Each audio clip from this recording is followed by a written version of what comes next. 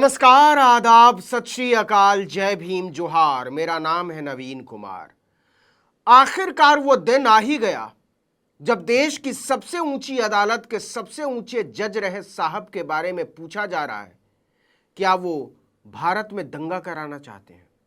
आखिर chief justice की कुर्सी पर रहा कोई व्यक्ति हिंदू मुसलमान के नफरत के कीचड़ में इतना ज्यादा धंसा कैसे हो सकता है। नाम तो समझ ही गए होंगे आप, भारत के पूर्व चीफ जस्टिस डीवाई चंद्रचूड़। उनका संघी चेहरा अब खुलकर सामने आ रहा है। एक के बाद एक इंटरव्यू में वो ये बात साबित करते जा रहे हैं कि इंसाफ की सर्वोच्च कुर्सी पर विराजमान होते हुए भी वो आस्था से ओतप्रोत एक मामूली हिंदू से ज्यादा कुछ नहीं थे।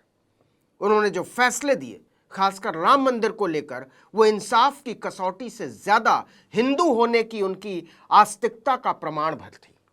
देश की सर्वोच्च अदालत की सबसे बड़ी कुर्सी से हटने के बाद अब वो जो बोल रहे हैं वो इस बात की मुनादी है कि उन्होंने अपनी आंखों पर भगवा पट्टी बांध रखी थी।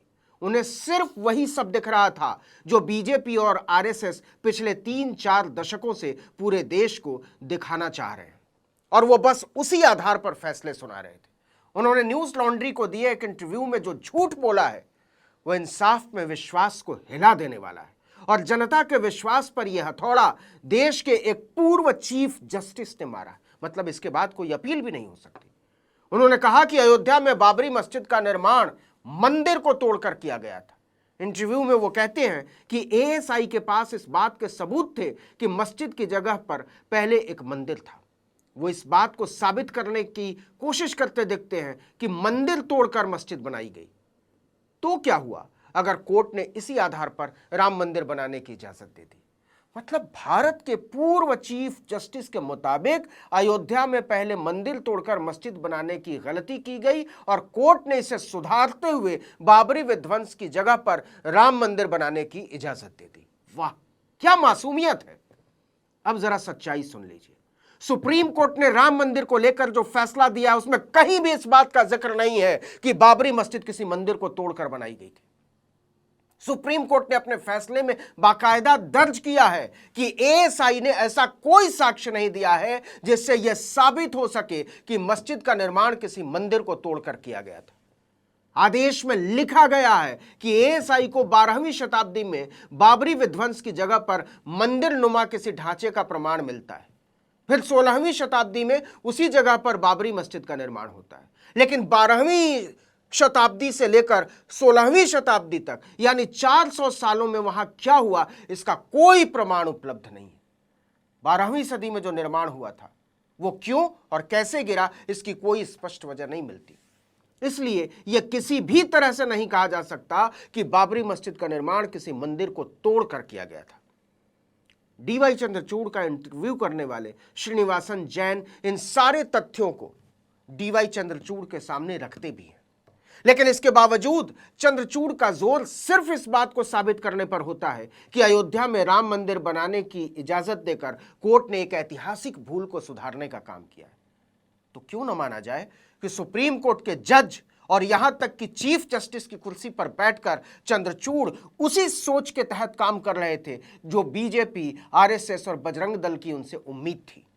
सीधे कहें तो वो भारत की जनता के चीफ जस्टिस के तौर पर नहीं, भाजपा सरकार के चीफ जस्टिस के तौर पर काम कर रहे थे। और अगर नहीं तो आज बाबरी मस्जिद को लेकर जो वो बोल रहे हैं वो किसी भी तरह से एक चीफ जस्टिस की भाषा कैसे हो सकती है। सच ये है कि डीवाई चंद्रचूड़ सुप्रीम कोर्ट के इतिहास में एक ऐसे चीफ जस्टिस के बतौर दर्ज हो चुके हैं जिनके फैसलों पर सबसे ज्यादा अंगुलियां उठी। वो सीधे तौर पर सरकार के सबसे करीब दिखे, जो अपने देश के प्रधानमंत्री को गणेश वंदना के नाम पर अपने घर बुलाया करते थे और तस्वीरें सार्वजनिक तौर पर सामने आने के बाद भी शर्मिंदगी का एहसास तक नहीं करते, जो सर्वोच्च अदालत की निरपेक्षता को अपने हिंदूवादी होने के दर्प के नीचे कुचल डालते हैं।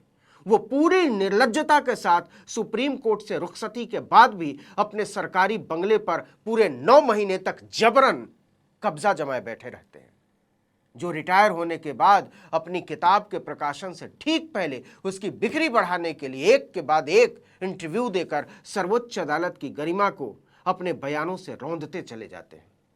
इतिहास में यह बात दर्ज हो चुकी है कि डीवाई चंद्रचूड़ ने देश की सर्वोच्च अदालत के प्रति एक आम भारतीय नागरिक के भरोसे को हिला दिया है, डिगा दिया है। देश की इंसाफ की सबसे ताकतवर कुर्सी पर बैठे शख्स से जिस तार्किकता और उदारता की उम्मीद की जाती है, उसे उन्होंने बार बार रौंदा। और कच्चे तरीके से कहा जाए तो सुप्रीम कोर्ट के चीफ जस्टिस की कुर्सी पर चंद्रचूड़ बजरंग दल के किसी कार्यकर्ता की तरह दिखते हैं, जो तथ्यों से ज्यादा अपनी मान्यताओं की पुष्टि के लिए धर्म का इस्तेमाल करता है, उसे तरजीह दिया करता है। राम मंदिर के बाद उपजे ज्ञानवापी मस्जिद विवाद पर चंद्रचूड़ के विचार भी ठीक वैसे ही है। उन्होंने मस्जिद के सर्वे की अनुमति को सही ठहराया है। वो कहते हैं कि मस्जिद के तहखाने में हिंदुओं द्वारा सदियों से पूजा की जाती रही है और इस पर विवाद नहीं था, जबकि मुस्लिम पक्ष ने इस दावे का लगातार विरोध किया है। चंद्रचूड़ का कहना है कि ज्ञानवापी का मंदिर होने का सवाल खुला हुआ है, जबकि ये 1991 के पूजा स्थल अधिनियम का सीधे तौर पर माखौल उड़ाता है। यह कानून कहता है कि अयोध्या को छोड़कर आजादी के बाद जिन धार्मिक स्थलों की जो स्थिति थी वैसे ही बरकरार रहेगी। कम से कम एक चीफ जस्टिस रह चुके शख्स से ऐसी उम्मीद नहीं की जा सकती कि वो इस तरह के विचार रखे। ये सीधे तौर पर न्यायिक तटस्थता पर सवाल खड़े करती है। चंद्रचूड़ के कार्यकाल में ही अयोध्या और ज्ञानवापी सर्वे जैसे महत्वपूर्ण फैसले लिए गए।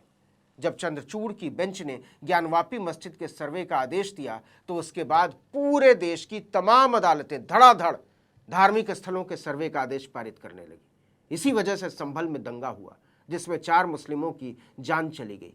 मुस्लिमों के खिलाफ केस दर्ज किए गए। सर्वे करने गई कोर्ट की टीम के साथ एक धार्मिक भीड़ नारे लगाते हुए चल रही थी और संभल की शाही जामा मस्जिद में घुस गई। उसने नमाजियों को मारा पीटा। इसके बाद वहां सांप्रदायिक दंगा शुरू हो गया। जरा सोचिए भारतीय न्याय व्यवस्था की हालत क्या है।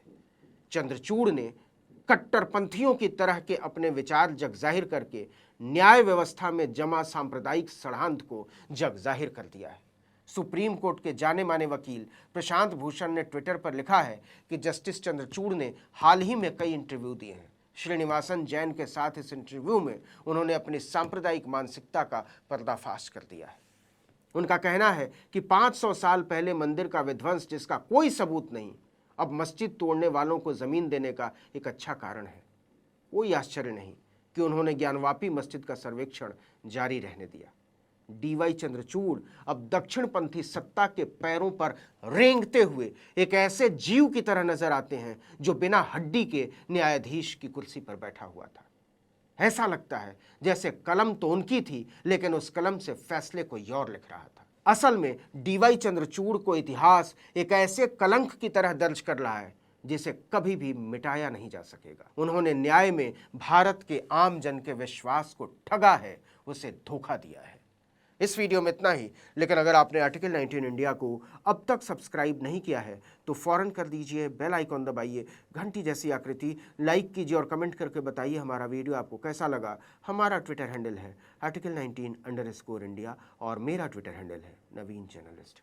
नमस्कार।